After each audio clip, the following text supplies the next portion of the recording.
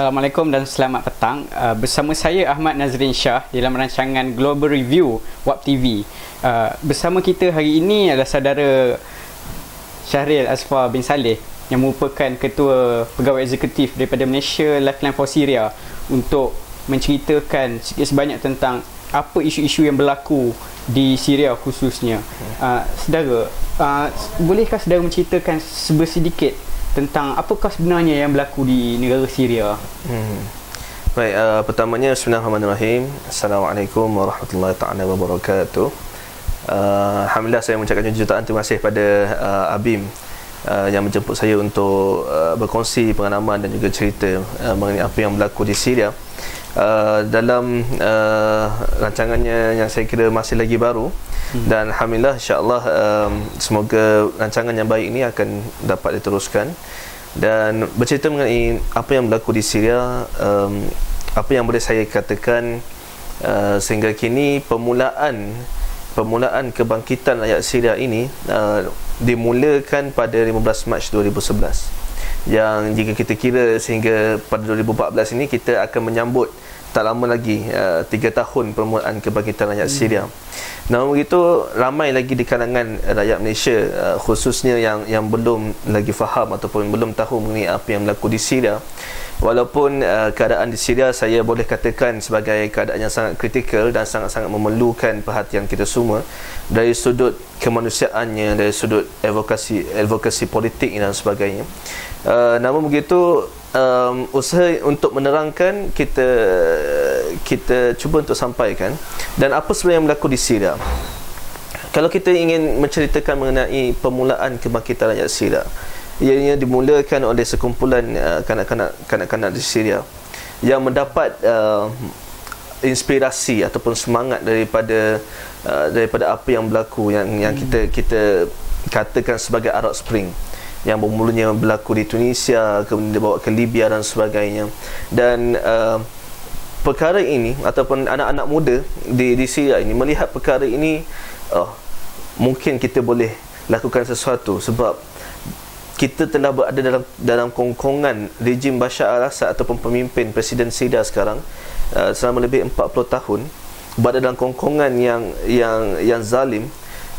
Mengapa tidak kita mulakan sesuatu? Lantas 10 hingga 15 orang kanak-kanak ini terinspirasi dengan apa yang berlaku di negara Arab. Jadi mereka ini selepas habis sekolah, mereka keluar dari sekolah dan mereka berkumpul dan menulis di dinding sekolah mereka, Asy'ab yurid isqatun nizam. Maksudnya apa? Asy'ab yurid isqatun nizam adalah para pemuda ingin jatuhkan kerajaan. Jadi akibat daripada tindakan mereka ini telah ditangkap oleh penguasa ataupun polis lah kita kira di Syria, dan akhirnya mereka ini ditangkap dan dipenjarakan. Dan apa yang lebih memeranjatkan adalah anak-anak ini yang usianya dalam lebih kurang 10 hingga 15 tahun, mereka ini turut menjadi mangsa penderaan di dalam penjara. Penderaan yang diceritakan sendiri oleh Syekh Khalid Hendawi, yang merupakan wakil kepada Dr. Yusuf Al-Qaradawi, yang datang ke Malaysia dan dalam usaha ataupun rangka untuk menerangkan apa yang berlaku di Syria. Beliau menyebutkan bagaimana anak-anak diseksa. Anak-anak ini diseksa dengan dicabut kuku kaki dan kuku tangan mereka. Atas sebab apa? Atas kerana mereka menulis Asy'ab yurid isqatun nizam di dinding sekolah mereka. Jadi perkara ini kita tidak dapat membayangkan bagaimana zalimnya mereka ini, sehingga kanak-kanak yang ialah kanak-kanak, adakah mereka ini pengganas ataupun penjenayah sehingga mereka sanggup buat demikian. Dan diceritakan lagi oleh Syekh Khalid Hendawi, rentetan daripada mereka ditangkap ini, ibu bapa mereka datang ke penjara dan minta untuk dibebaskan anak-anak ini. Dan ketika itu penguasa ataupun ketua penjara ketika itu mengatakan kepada ibu bapa mereka, baliklah ke rumah dan lupakanlah anak-anak kamu, anggaplah mereka ini telah mati. Jadi perkara ini telah menyentap hati ibu bapa dan kemudian mereka desak untuk pulangkan anak mereka. Lantas sekali lagi penguasa di penjara ini mengatakan kepada kepada ibu bapa ini, jika mahukan anak-anak yang baru, datangkan kepada kami wanita-wanita kamu, ibu-ibu kamu, isteri-isteri kamu ataupun kakak-kakak kamu, supaya kami boleh meniduri mereka dan selepas itu ambillah anak-anak hasil daripada perhubungan kami. Perkara ini telah menyebabkan kemarahan oleh rakyat Syria, dan berita ini telah sampai, kejadian ini berlaku di Daraa, dan ketika itu apabila sampai kepada rakyat Syria di Daraa ketika itu, mereka melakukan satu demonstrasi jalanan membantah mengenai apa yang berlaku, dan akhirnya demonstrasi ini telah merebak dan maksudnya sampai khabar ini kepada rakyat Syria yang lainnya. Jadi berlakulah satu demonstrasi besar-besaran yang akhirnya bertukar daripada isu untuk mendapatkan keadilan, isu anak-anak ini didera dan sebagainya, akhirnya isunya dibawa sehingga isu untuk menjatuhkan kerajaan rejim Bashar al-Assad yang zalim, kerana mereka rasakan inilah waktunya untuk kita berusaha untuk menjatuhkan rejim Bashar al-Assad. Kerana apa? Kerana mereka telah menindas kita lebih daripada 48 tahun. Itulah mungkin sedikit gambaran awal permulaan kebangkitan rakyat Syria, dan apa yang saya boleh katakan kita perlu untuk ambil tahu lah. Macam tadi saudara ada sebutkan berkenaan dengan pemuda-pemuda di Syria yang mana ingin menegakkan kebenaran, yang mana ingin menjaga air muka maruah keluarga, agama dan yang lain. Jadi bila saudara sembang pasal konteks pemuda, jadi sejak bilakah saudara Syahril terlibat secara langsung di dalam misi-misi kemanusiaan khususnya di Syria? Kita bermula untuk misi kemanusiaan ke Syria ni pada awalnya adalah pada tahun 2012, awal Januari 2012. Kita perlu faham 15 Mac 2011 permulaan kebangkitan rakyat Syria, berlakunya revolusi, dan kemudian ketika itu kita masih belum tahu mengenai isu yang berlaku di Syria. Namun pada Januari 2012 saya kira sahabat-sahabat kita daripada Syria yang belajar di Malaysia ini datang bertemu dengan ABIM dan minta untuk kita cater ataupun kita ambil maklum mengenai apa yang berlaku di Syria. Dan ketika itu saya bersama-sama dengan saudara Jufitri yang ketika itu menyandang jawatan sebagai Niat Presiden Antarabangsa ABIM, kita mengambil masa yang agak lama untuk kita mengkaji mengenai apa yang berlaku di Syria ini, dan akhirnya kita telah memulakan kempen Save Syria yang digerakkan oleh ABIM pada 12 Januari 2012. Dan alhamdulillah kempen ini mendapat kerjasama dengan Global Peace Mission Malaysia, yang ketika itu pun saya bekerja dengan Global Peace Mission Malaysia, dan kita menggerakkan isu dan juga kempen advokasi dan sebagainya. Kita berjumpa Tun Mahathir Mohamad, kita berjumpa dengan Khairi Jamaluddin, Datuk Khairi Jamaluddin, kita berjumpa dengan pelbagai lagi pihak-pihak yang berkenaan, Wisma Putra dan sebagainya, untuk menyampaikan mengenai apa yang berlaku di Syria. Ini atas usaha advokasi kita. Namun begitu, selepas konflik berlaku agak panjang dan mula berlakunya pembunuhan demi pembunuhan, dan keadaan di Syria sangat-sangat memerlukan bantuan, dan GPM ketika itu melihat perkara ini adalah ada satu keperluan untuk kita menghantar bantuan ataupun satu tim kemanusiaan untuk meninjau lebih lanjut mengenai apa yang berlaku di Syria. Dan pada bulan 6 2012 merupakan misi kali pertama GPM bersama-sama dengan ABIM, kita pergi ke sepadan Syria ketika itu untuk mendapatkan sedikit gambaran mengenai apa yang berlaku di Syria. Dan agak mengejutkan, walaupun dalam keadaan tempoh daripada Mac hingga bulan 6 tersebut, kita melihat ramainya mangsa-mangsa yang terlibat, terutamanya kanak-kanak dan juga mereka yang tidak berdosa.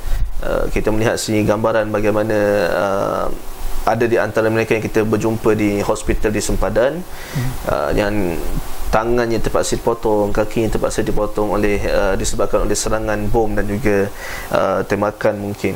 Jadi ia menggambarkan sukarnya keadaan di Syria ini, dan kita tidak boleh berdiam diri. Justru selepas daripada misi tersebut, saya katakan kepada diri saya dan juga sahabat-sahabat yang lain untuk kita tidak berpatah balik. Maksudnya kita tidak berpaling ke belakang.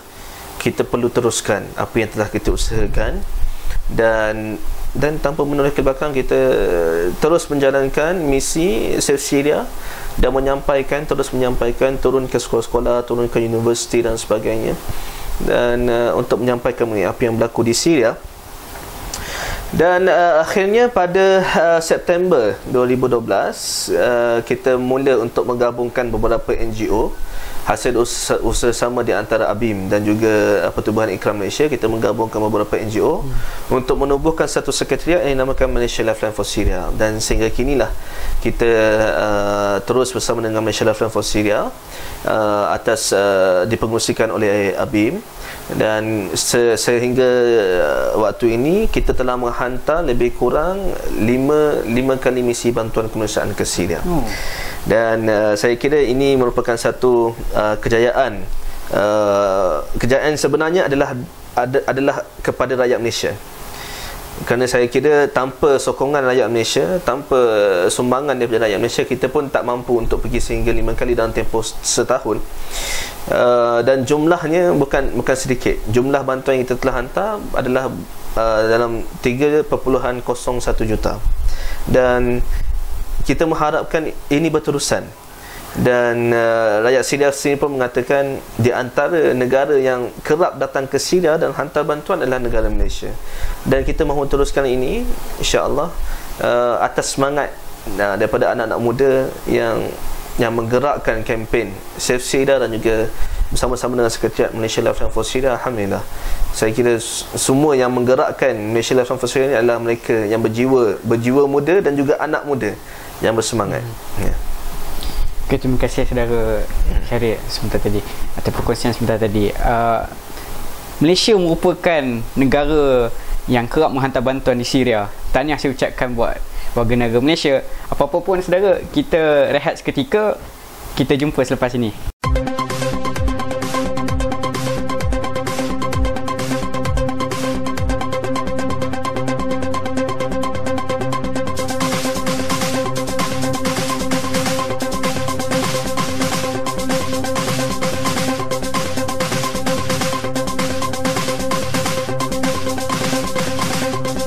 Bertemu kembali di dalam rancangan Global Review WAP TV. Jadi maklumkan bahawa saudara baru-baru ini baru pulang daripada Syria pada awal Januari. Boleh saudara menceritakan sedikit apakah yang sebenarnya berlaku di negara Syria? Ya, Alhamdulillah.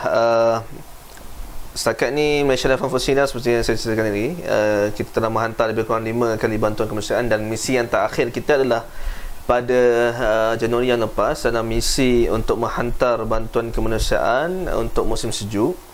Dan alhamdulillah, kutipan sumbangan daripada rakyat Malaysia berjumlah 630,000 telah selamat kita sampaikan.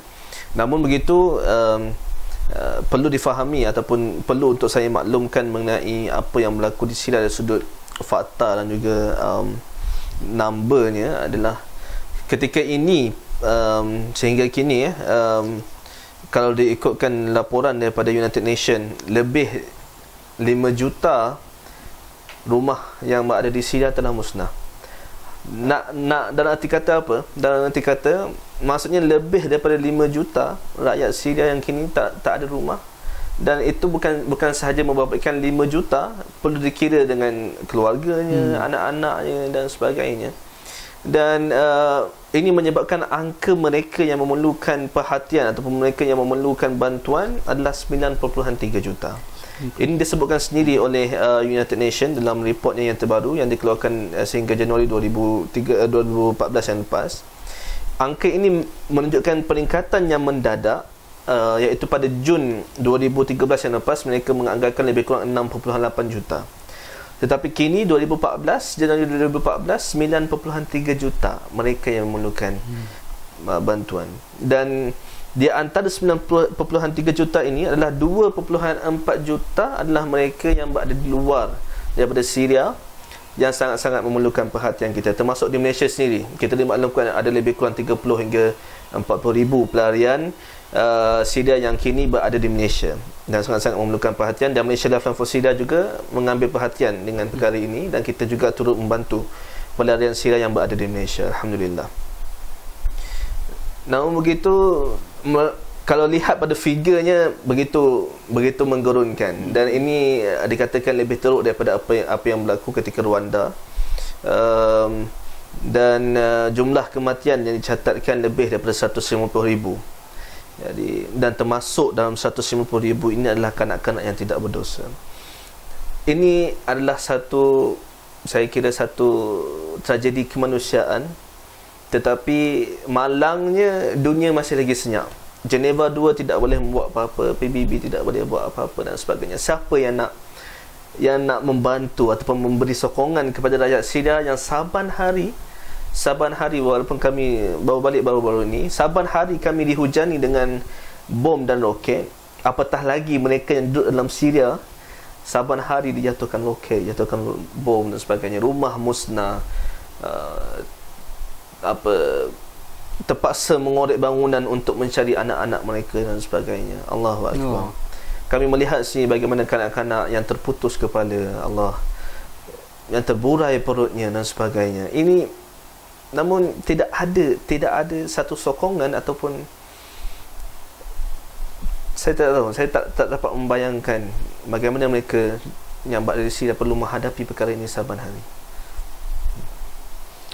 Macam kita lihat sendiri perkara yang berlaku di Syria, macam saudara menceritakan tadi tu, amat menggerunkan.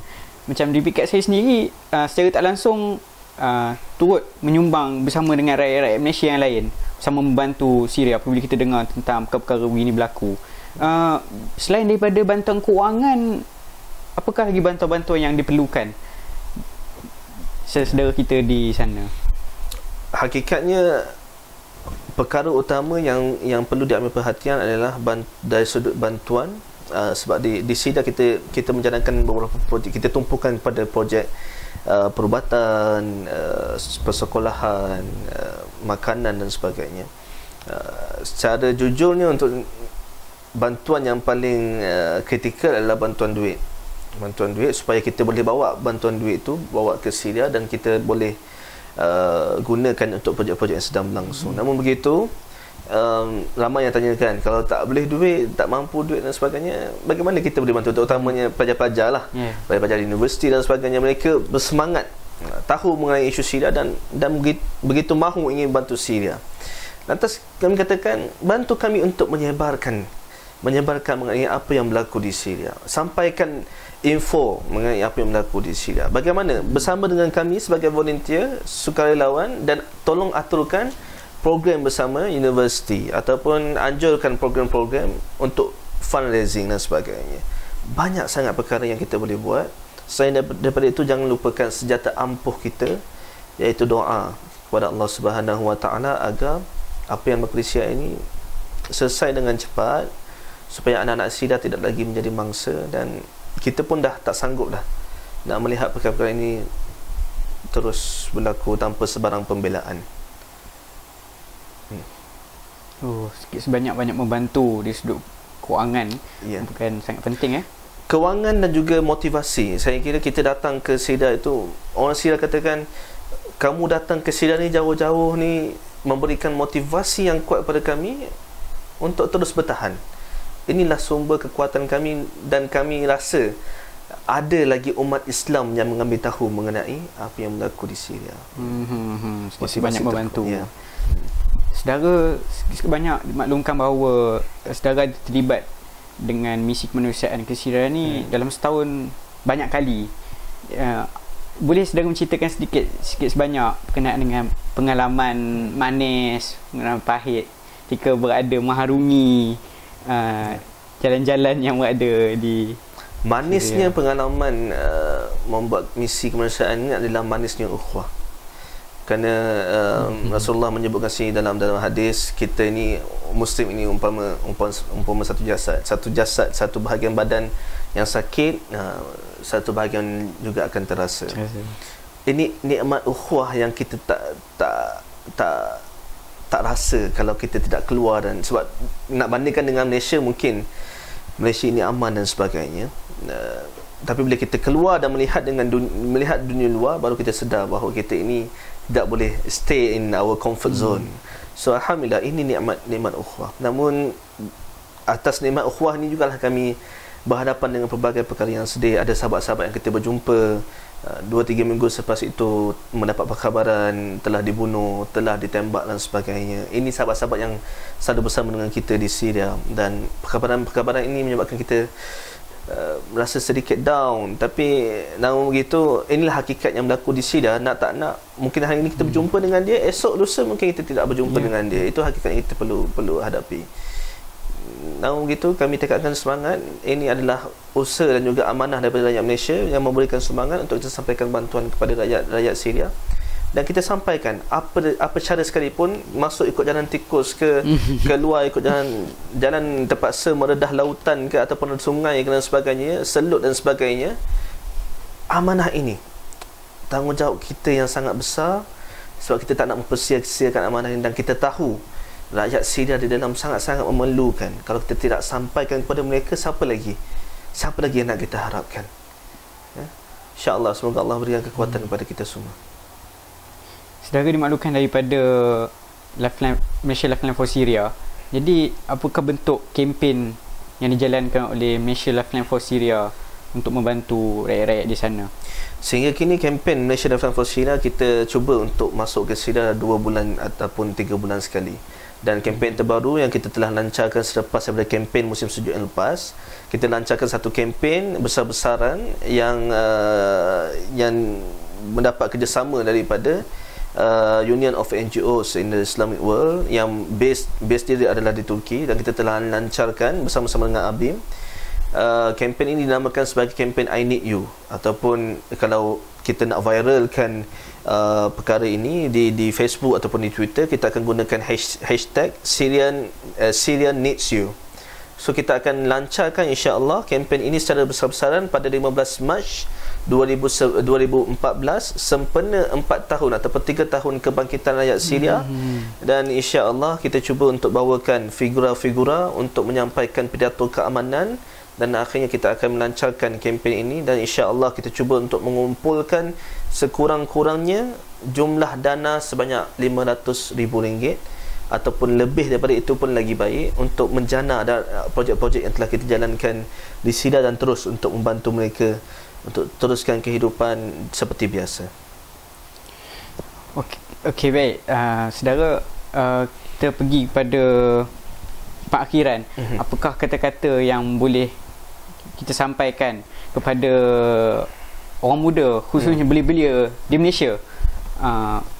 Apakah tindakan ataupun responsif yang perlu untuk dilakukan berkenaan dengan isu ini? Bagaimana harus untuk dia cakna tentang isu ini? Apa yang boleh saya katakan, ambillah ibrah ataupun pengajaran daripada hadis Nabi Muhammad sallallahu alaihi wasallam, man lam yahtamma bil amril muslimin falaysa minhum. Rasulullah menyebutkan, barang siapa tak ambil berat mengenai apa yang berlaku di kalangan umat Islam, maka mereka itu bukan daripada kalangan kami, bukan daripada kalangan umat Islam.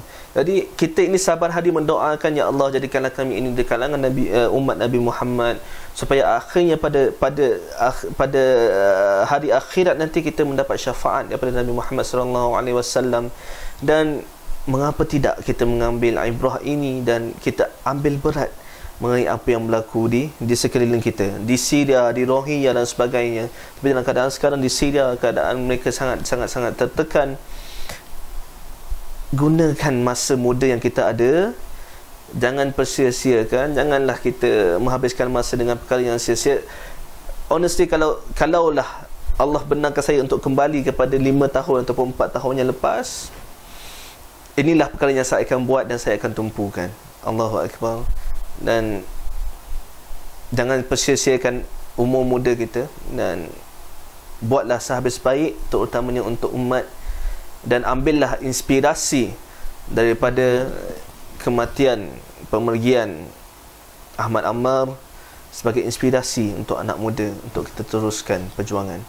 Hidup kita ini bukan untuk dunia, tetapi untuk mengejar akhirat yang kekal abadi. Dan syahid itu insya-Allah merupakan satu-satunya matlamat utama untuk kita hidup di dunia ini, insya-Allah.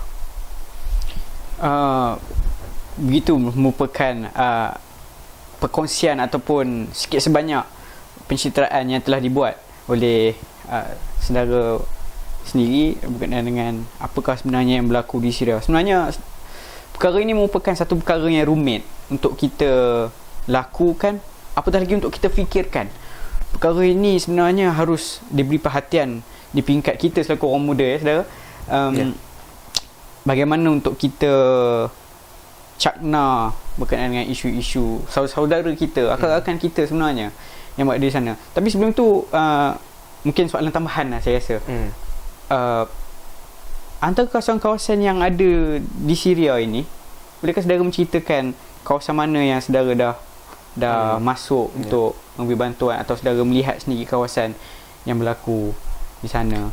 Bagi Malaysian Lifeline for Syria, kita bekerjasama dengan NGO di dalam Syria sendiri, dan alhamdulillah kita telah sampai bantuan kita di 3 buah bandar utama. Yang pertama ini di Soran ataupun di Azaz, yang keduanya di bandar Aleppo sendiri, dan seterusnya di Ma'aratul Nu'man di Idlib, dan insya-Allah kita cuba usahakan untuk kita menembusi satu bandar yang telah dikepung lebih daripada 600 hari. Bandar ini dinamakan Homs, dan keadaan di sana sangat-sangat kritikal, sehingga ulama di sana telah mengeluarkan fatwa boleh makan anjing dan kucing. Ini bukan cerita dongengan, tapi perkara ini berlaku dalam era milenium ini. Ada lagi manusia yang terpaksa untuk makan anjing dan kucing untuk meneruskan kehidupan. Namun kadang-kadang perkara ini tidak sampai kepada kita dan kita tidak ambil tahu pun. Mereka terpaksa makan anjing dan kucing, terpaksa makan cactus, terpaksa makan daun-daun dan sebagainya untuk meneruskan kehidupan. Tapi kita tak boleh nak buat apa. Apa usaha yang kita lakukan? Jadi ini di antara tempat-tempat yang kita cuba untuk tembus, cuba untuk masuk, dan setelah kita masuk kita akan lihat pola perubahannya, kerana setiap kali misi akan ada perubahan kepada tempat tersebut, terutama dari sudut siapa yang menguasai kawasan tersebut. Kawasan tersebut telah dibebaskan ataupun diambil semula oleh pihak rejim Bashar al-Assad dan sebagainya, dan datang kumpulan-kumpulan yang lain yang mengganggu dan sebagainya. Perkara ini berbeza-beza dan kita alami sendiri. Sepanjang 5 kali misi yang kita hantar, sepanjang 5 kali itulah tidak ada satu misi pun yang sama pengalamannya. Maksudnya mungkin kali ini misi mudah je. Misi yang terakhir adalah misi yang saya kira paling mencabar. Kami diserang saban hari dengan roket, dengan bom barrel dan sebagainya. Kami menyaksikan si bom barrel jatuh depan ataupun live daripada helikopter jatuh ke tanah. Kami melihat si live depan mata, anak-anak yang terputus kepala, perut terburai dan sebagainya. Allahu Akbar. Ini satu pengalaman yang sangat besar untuk kami, dan kami punya tanggungjawab untuk menyampaikan ini kepada semua umat manusia ataupun semua mereka yang berada di Malaysia. Kita atas dasar ini kita perlu membantu, dan kerana atas dasar kita mengucap syahadah la ilaha illallah, dan mereka juga mengucapkan syahadah yang sama, kita perlu untuk membantu mereka dengan apa saja cara yang kita mampu. Seterusnya saudara akan pergi bila pada tarikhnya? InsyaAllah kita dalam perancangan pada bulan April 2014, setelah kita cukupkan sumbangan sekurang-kurangnya RM500,000, dan ini usaha kita bersama buat mereka yang melihat, mereka yang mendengar, mereka yang memahati apa yang berlaku di Syria. Ambil tahu dan lakukan sesuatu. Hubungi kami, boleh ikuti kami di Facebook, di Twitter dan sebagainya untuk mengambil tahu mengenai apa aktiviti yang kami lakukan, dan bersama-sama dengan kami untuk raise fund, untuk dapatkan dana supaya dana ini dapat kita salurkan kepada mereka yang memerlukan di dalam Syria. Walaupun jumlahnya tidak banyak, 500,000 ni kalau dibawa ke Syria ni dah kira tidak banyak. Kerana apa? Kerana mereka yang memerlukan dalam Syria itu begitu ramai, dan kita tak mampu untuk memberikan kepada mereka semua. Tapi sekurang-kurangnya ada di antara mereka yang merasai nikmat kasih sayang rakyat Malaysia ini kepada rakyat Syria atas dasar apa? Atas dasar ummah, atas dasar rahmatan lil alamin. InsyaAllah. Okay, terima kasih diucapkan kepada saudara Syahril Asfar. Tadi telah mencongkis sikit sebanyak yang mana saya pun kadang baru tahu juga daripada saudara. Jangan lupa kepada anda di luar sana untuk surf Facebook dan like page Malaysia Lifeline for Syria, dan tak dilupakan juga hashtag Syria need you. Syria need you. Syrian needs you. Syria needs you. Syria need you. Okey, sekadar itu saja untuk slot Global Review WAP TV. Sekian daripada saya. Assalamualaikum warahmatullahi taala wabarakatuh. Rabi'ah.